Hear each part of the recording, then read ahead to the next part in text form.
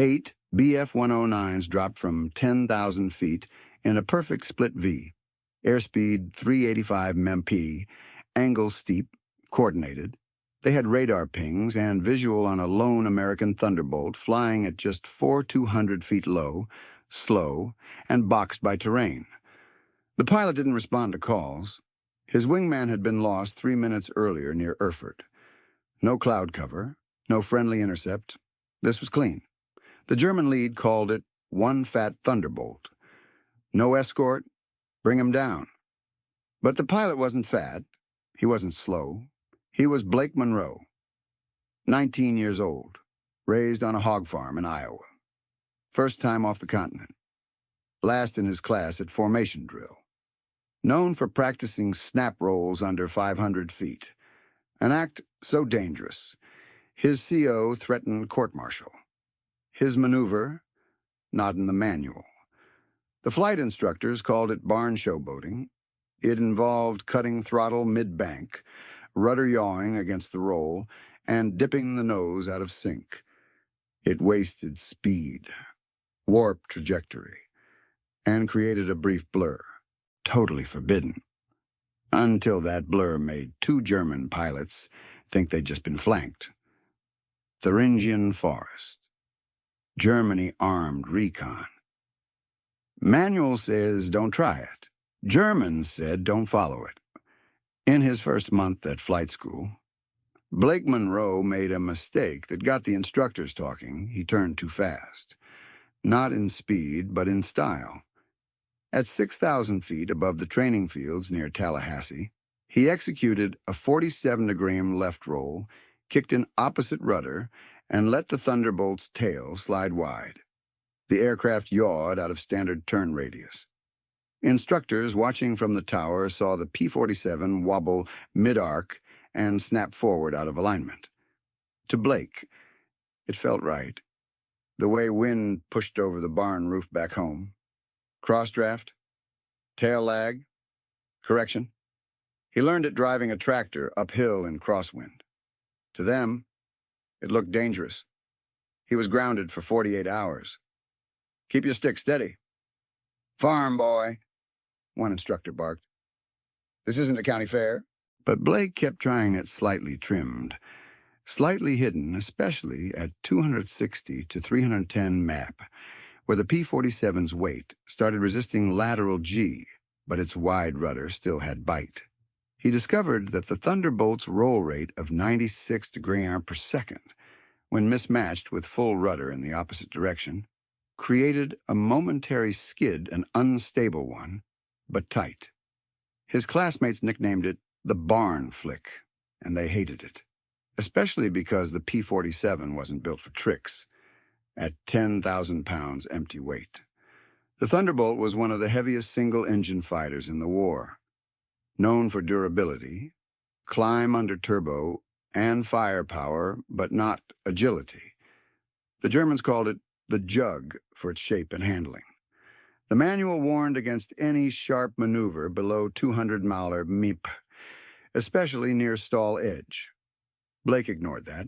He tried flick rolls at 190 Mahlerps, skids at 1,800 feet, and once a vertical bank with full rudder pullout at 1,400, he walked back to base for that one.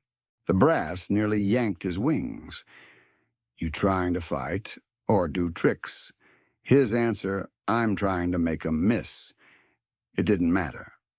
Officially, the tactic was banned during combat formation.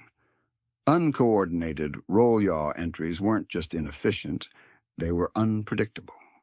In a squadron, unpredictability could get wingmen killed. But Blake wasn't in a squadron anymore. His unit, 366th Fighter Group, was running armed recon missions across central Germany. Low-altitude flyovers, bridge checks, convoy cuts. Most missions were solo pairs. Radio silence, visual ID only, which meant for the first time no instructor watching. The next time Blake saw German fighters, he had one tool no one else had trained for, and no one believed would work, until it did at 4,200 feet, under full sun, with 8 enemy guns closing fast. Then someone shouted, Who's covering this guy? But there was no answer, because he was already rolling. Official U.S. Doctrine in 1944 treated the P-47 like a hammer. It was built for speed in the vertical, diving attacks from above, and high-speed egress. Pilots were taught one core principle: boom and zoom, dive fast, hit hard, and climb away. Never linger, never turn. The reason was clear. At over 10,500 pounds, combat loaded, the Thunderbolt simply couldn't match the turn rate of enemy fighters. Its turn radius at 270 miwari exceeded 1,200 feet, nearly double that of the German Bf-109. Try to fight in a circle, and you'd get shot to pieces. So manuals screamed it stay high, strike low, never dogfight. But farm boy Blake Monroe had a different view. He'd flown stall turns over soy fields before he ever touched Army metal. He knew how to use momentum wrong. In Iowa skies, wrong meant real, and in combat, wrong sometimes became invisible. Blake learned early that if he trimmed the P-47 into a shallow roll, say 43 degree to 48 degree, then kicked the rudder sharply opposite while dropping throttle to 40%, the airframe shuddered for just a second. That moment, 1.6 seconds of unstable slip, broke every rule of coordinated flight. But in that blur, tracking optics lost him. He wasn't faster. He wasn't more agile. He was confusing, and that was enough. But command hated confusion. During a briefing near Liège, one captain pulled Blake aside. "You can't outturn a 109, he said. "Don't try to be clever, just be alive." The irony. That captain died 2 weeks later trying to pull out of a dive too late after a zoom climb over Würzburg. Blake didn't say a word, because by then he'd stopped calling it clever. He called it surviving when they expected speed. German pilots trained against Thunderbolts had learned a pattern: fast dive, sharp hit, slow climb. Some Luftwaffe units even baited P-47s into diving low, then picked them off during the pullout. But Blake flipped that. He used slow. Slipping energy turns to trick enemies into thinking he was about to stall. They slowed. They circled. They looked for the second plane that wasn't there. He had turned the Jug's weakness, poor agility, into a trap. And it worked. Once. But doctrine doesn't change because of one trick. So when his squadron logged a recon route over the Thuringian forest, no one expected contact. Command said resistance was minimal. Luftwaffe presence thinning. But Blake had read the latest brief differently. He circled a section near Schmalkalden. Low roads, good cover, escape altitudes under 2,500 feet. He muttered. That's where they'd wait, and command still sent him in solo. Because if anything happened, they didn't think he'd survive long enough to explain it. At 10:37 a.m., Blake was cruising over the northern edge of the Thuringian forest at 4,200 feet and 295 mph, scanning for road traffic. The mission was supposed to be simple photo recon of a rail hub near Meiningen, confirm if trucks were still active, no fighter escort. His wingman had dropped out with fuel pressure, trouble 3 minutes prior. Radio chatter had gone silent since. Then his mirror caught motion. High, sun glint, moving fast. He rolled left 15 degree, widened his scan. It wasn't one, it was a split formation. 2 staggered V-shapes, 4 Bf-109s per element, diving from 10,000 feet. Closing fast, altitude advantage 5,800 feet, closing speed, differential 90 plus m, intercept time under 14 seconds. He reached for the radio. Nothing, just static. He flicked it twice, cycled frequency, still dead. The lead element dropped to 6,200 feet by the time he leveled wings. Second element curved west, bracketing wide classic German vertical funnel trap. They weren't here by accident. Someone had tipped them off. Blake nosed down 2 to go, boosted throttle to 80% and checked terrain. No clouds, no ridges, no radio, ground altitude below 2,000 feet, and rising in parts. No room to dive. If he ran, they'd catch him in open air within 25 seconds. He'd trained for this in theory. Avoid combat under 5,000 feet, the manual said. Do not engage multiple enemies unless energy advantage is clear. His energy was neutral. Their stack was precise. The rear bracket, 4 109s dropped into staggered scissor, angling to split the Thunderbolt's defensive vector. They were aiming to force him left or right and then rip him up as he turned. He had 3 seconds to pick a direction. Left open terrain, downhill, shallow descent possible, but forced into predictable turn arc. Right rising ground, trees. Less maneuvering room, but terrain cover. He went right, pulled to 57 to grain bank, cut throttle back to 52%, bled speed to 272 milliliter. A stupid move by doctrine, but he wasn't playing doctrine. The lead German element began banking and still sucking a hound 200 feet above and 800 yards out. The rear wing turned sharper, watching his right turn. They didn't rush. They thought they had him, and by every standard measure they did. Blake looked down. The terrain was getting tighter, fewer outs. Then the lead BF-109 tilted its nose ever so slightly, first trigger pull, and the countdown had begun. Then someone whispered over enemy comms, "Nur ein Bauer. Das wird schnell gehen. Just a farm boy. This'll be quick," but it wouldn't be. Blake yanked the Thunderbolt hard into the right turn 57 to grained bank. Throttle cut to 52%, speed now 265 mopper and bleeding. The engine groaned under G-load, and the nose began to drift downward. He wasn't gaining energy, he was losing it fast. By the manual, it was suicide. He had just committed the first mistake in every fighter pilot handbook he turned into a bracket with no speed buffer. But that was the point. The German lead misread it. The first 109 on his left dropped into a firing angle, anticipating a full turn through the valley. Blake had bled enough speed to look like he was climbing into a stall, and at 900 feet. It looked like desperation. The 109 pilot committed early, adjusted nose down to chase the angle, and shot clean through empty space. Blake snapped the stick back, chopped the throttle to 38%, and rudder kicked the left, executing what he'd practiced in cornfield wind a whip turn. The fuselage slipped for 1.2 seconds, just enough to show blur to the naked eye. To the next 109, it looked like a wingman entering low from below. The German broke left instantly. Too fast, too wide. Now 2 109s were out of position, separated from the lead bracket. Blake's P-47 was still descending, now at 600 feet, angle nose low at 6 degrees, and picking up speed 285 milliworks. He used gravity to regain energy, but held his throttle low to stay deceptive. The other 2 Germans in the lead element hesitated. One adjusted his turn shallow, searching for the second aircraft. The other peeled wide to set up a loop-back angle.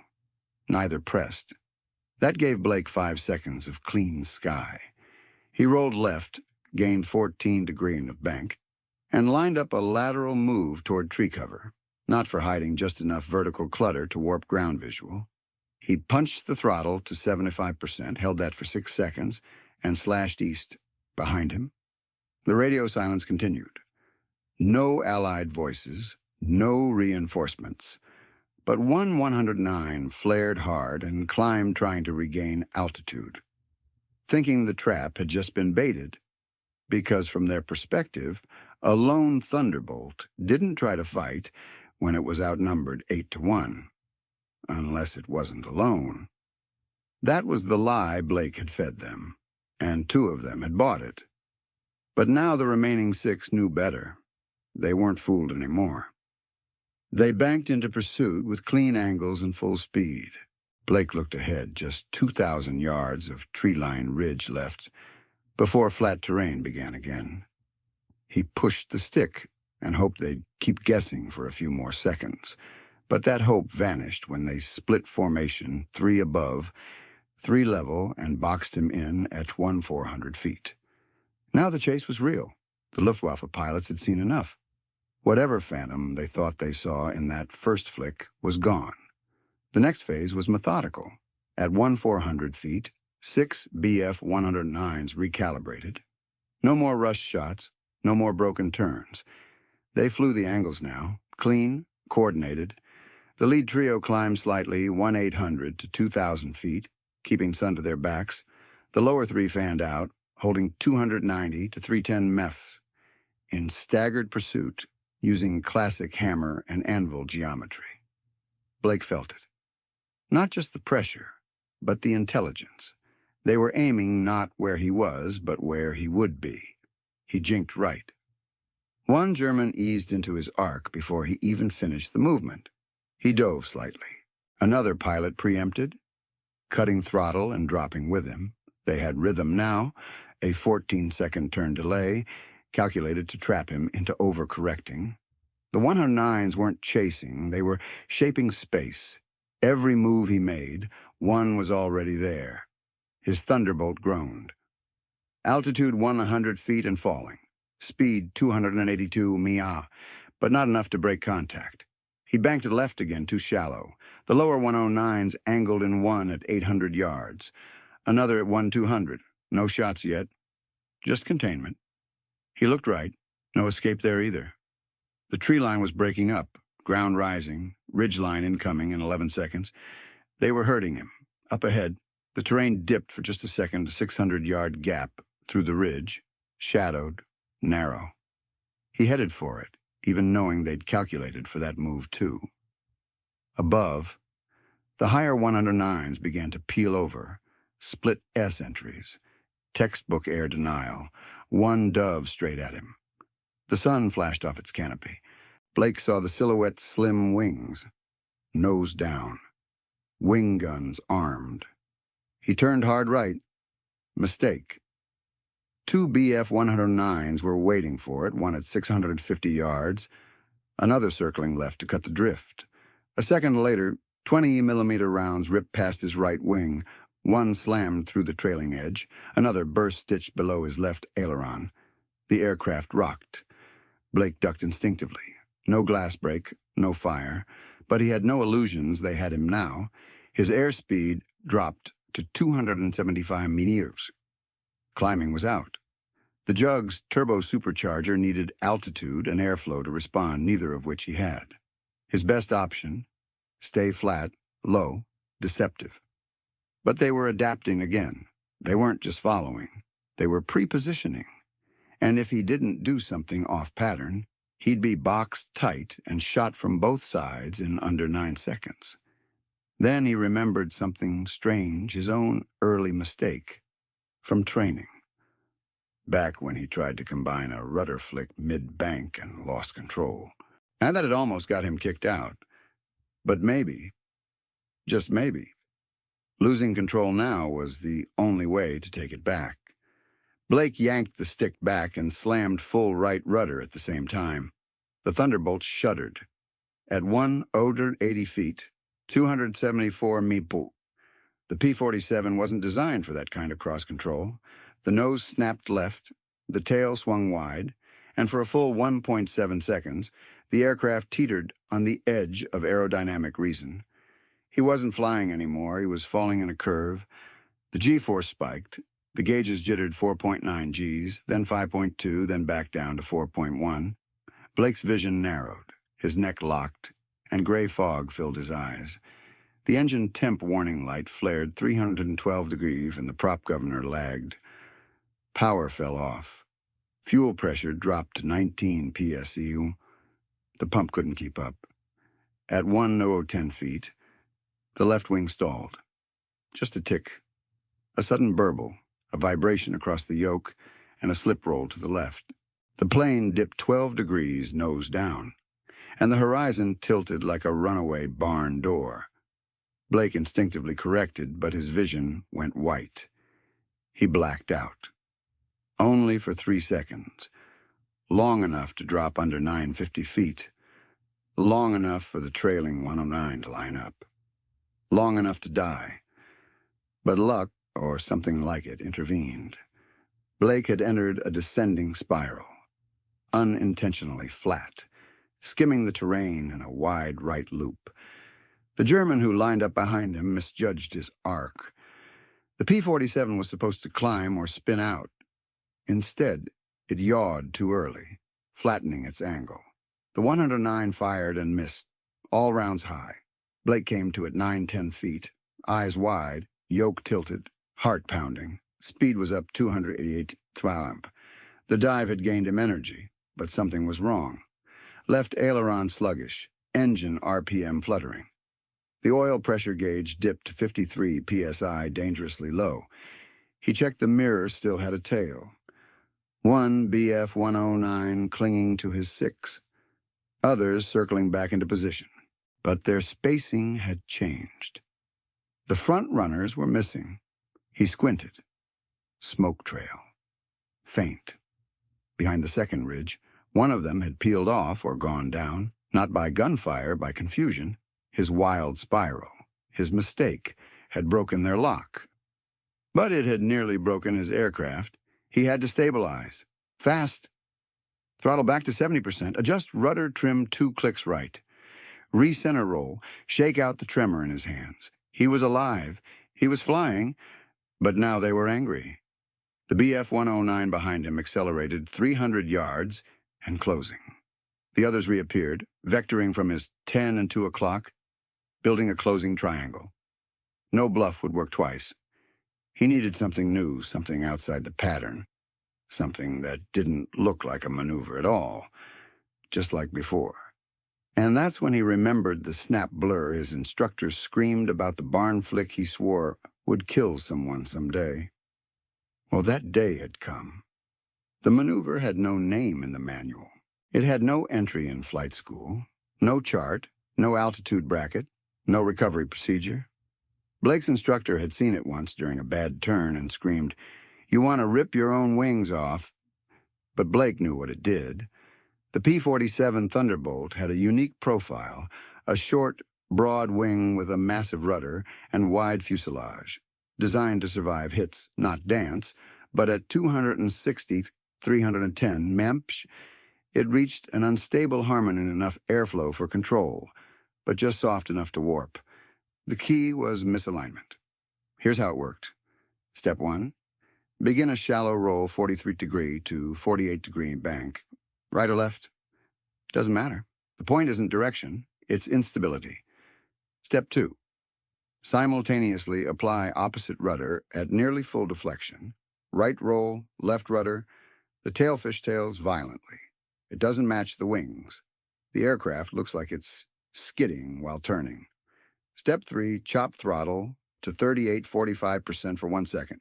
The engine lurches, drag increases, and your nose dips just a touch. Not enough to fall, just enough to blur.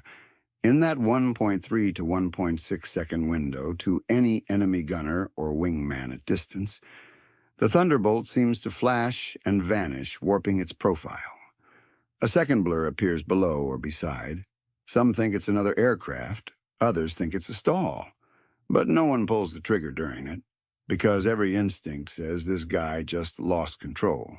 And a pilot, out of control, is unpredictable, dangerous to follow, risky to chase.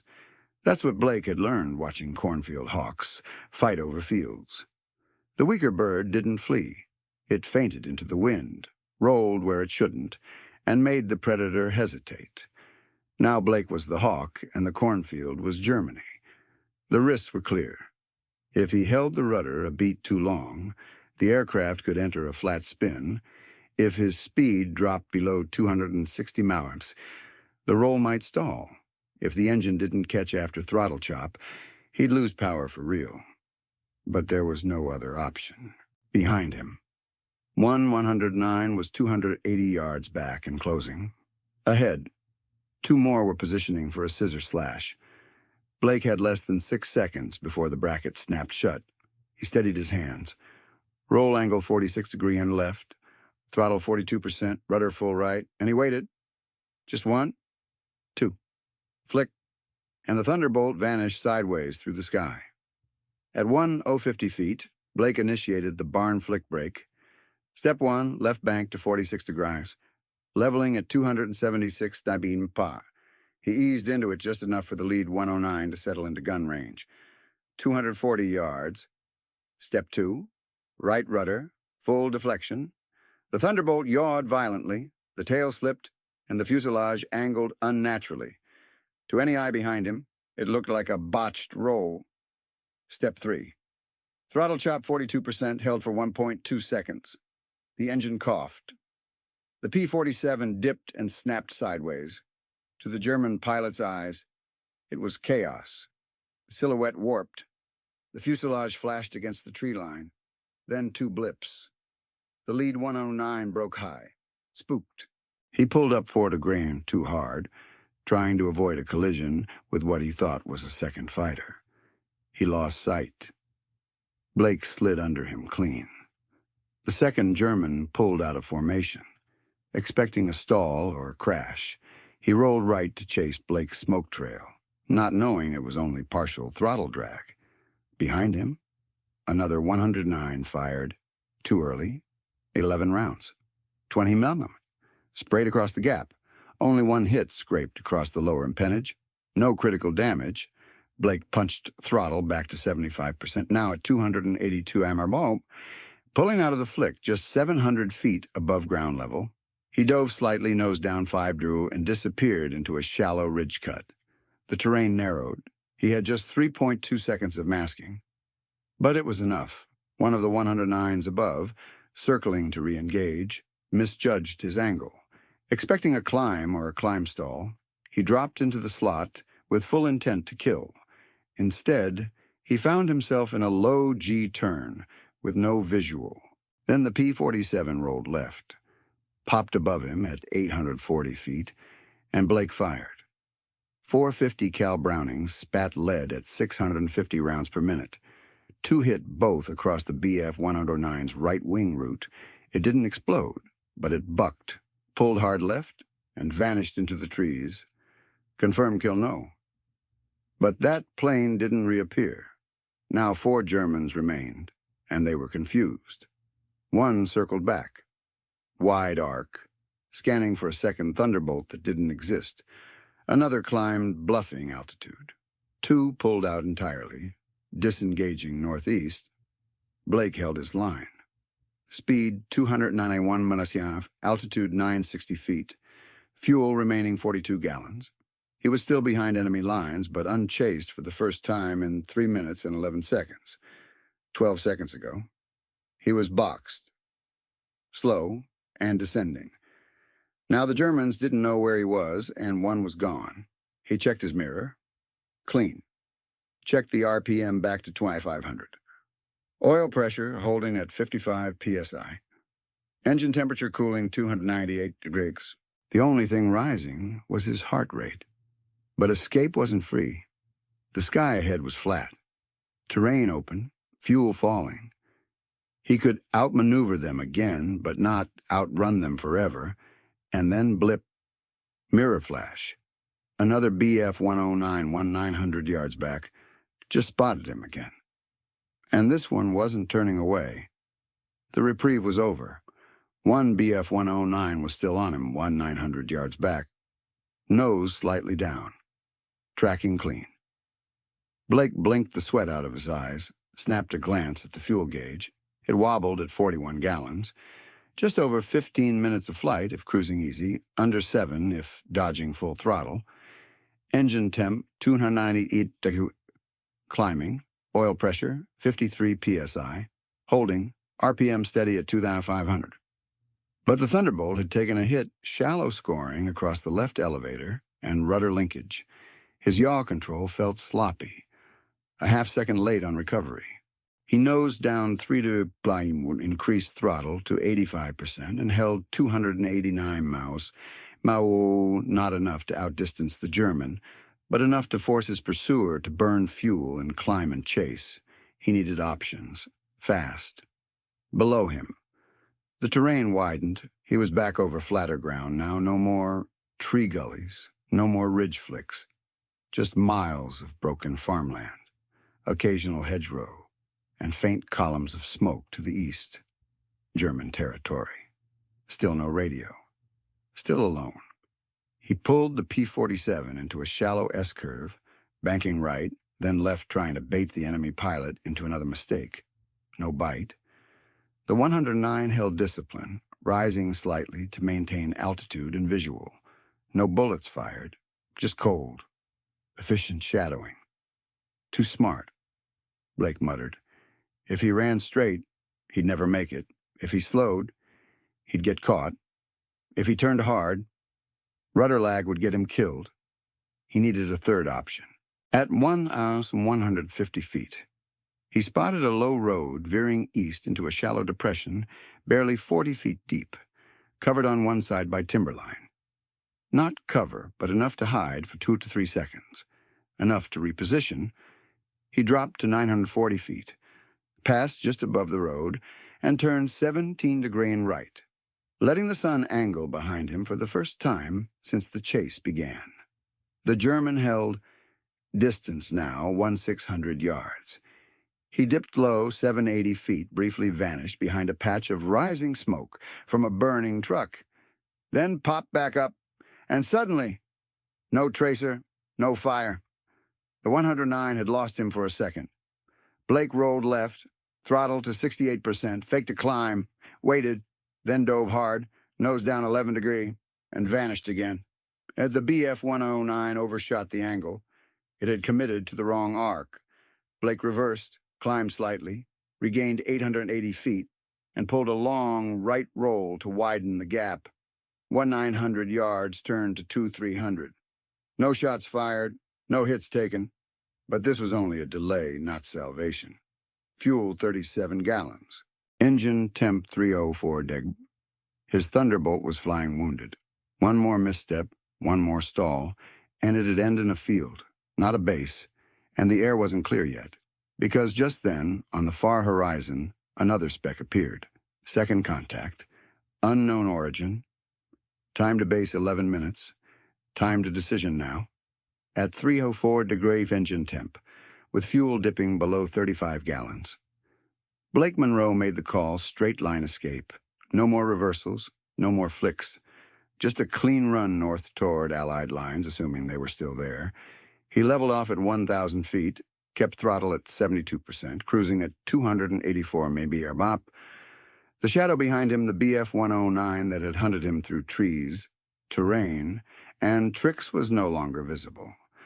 The second contact never closed. Blake didn't know if they'd peeled off, or if they were still waiting to trap him just before the lines. He couldn't care. The Thunderbolt was limping.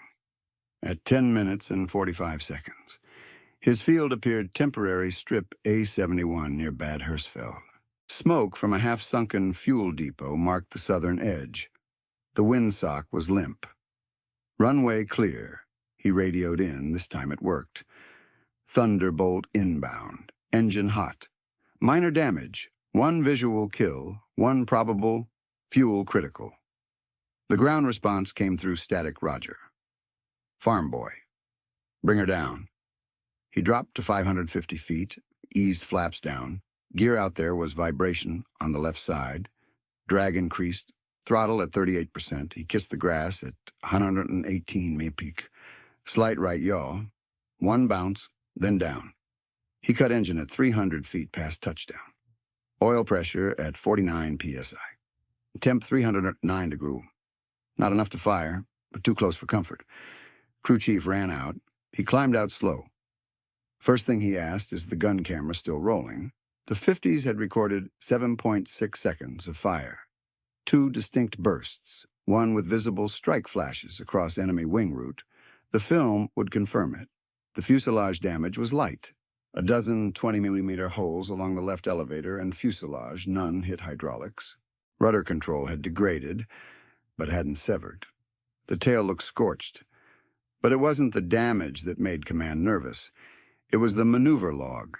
His stick trace recording, normally used for debriefing, showed 4.9G flick entry, followed by a reverse yaw-roll mismatch, then a throttle, kill and spike during pursuit at under 1,000 feet. A major stepped in during film review. watched the snap flick. Was that intentional? Blake didn't blink. Yes, sir. You're not cleared for that kind of bank yaw dive under 1,000. Yes, sir. Why'd you do it? Because the manual doesn't cover 6-on-1. Sir? Silence. The room wasn't hostile, just quiet. Then a tech spoke up. You scared the hell out of them. They climbed when they should have fired. The major nodded. That's not a maneuver. That's an illusion. Blake shrugged. It worked. Official report logged it as pilot-initiated, non-standard break. Low altitude. The kill was confirmed. The probable was marked as inconclusive. The maneuver received no formal commendation. But the next morning, 3 pilots asked Blake the same thing. Can you show us how you did that flick? He said nothing. Just rolled a coin across his knuckles. Because the trick only worked once, and now everyone knew it. Officially. The maneuver Blake used that day, the barn flick break, was never added to any training syllabus. It wasn't diagrammed, labeled, or sanctioned on paper. It didn't exist. But in the weeks that followed, something odd happened. At Strip A-71, 2 junior pilots requested extra sim time. Not formation practice, not shooting drills, just low-speed flick entries under 1/200 feet. They didn't mention Blake by name, but the instructor recognized the pattern.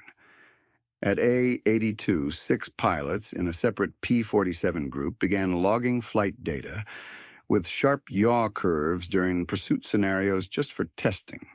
They said, by July 1944, 5 separate squadrons had at least 1 pilot attempting partial flick-turn drills on off days. Nobody taught it. Nobody wrote it down. But the story traveled faster than paper. Farm boy flicked his jug and broke 6 bandits. 1 tech whispered in an engine tent. Not broke. Another corrected, scared him. They thought he had backup. Even German intel picked up wind. A downed Luftwaffe pilot reportedly told interrogators, we didn't think Americans could turn like that. He made us chase shadows. Back in Iowa. Blake's hometown paper ran a 3-line story, Monroe survives encounter in German sky, 1 enemy confirmed. No mention of the flick, no mention of the trick, but every pilot who heard the debrief knew the Thunderbolt had been underestimated. And more importantly so had the kid inside it.